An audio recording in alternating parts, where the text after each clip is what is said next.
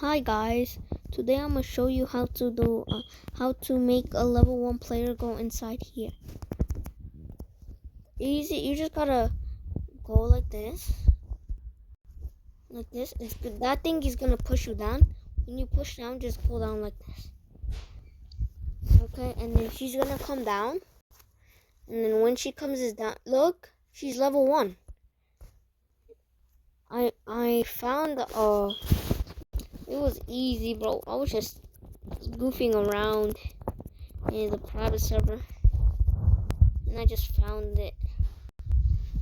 But she can't get out. That's the only problem I have. The only problem I had. But I just found a way she could get out. It's super easy.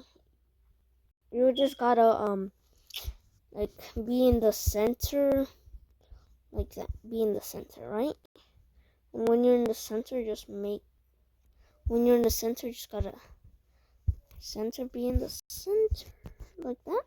When you're in the center, she could touch the passenger seat. When she touches the passenger seat, then you drive forward.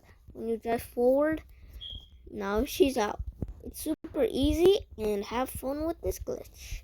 And I'm out. And I like you, Koji.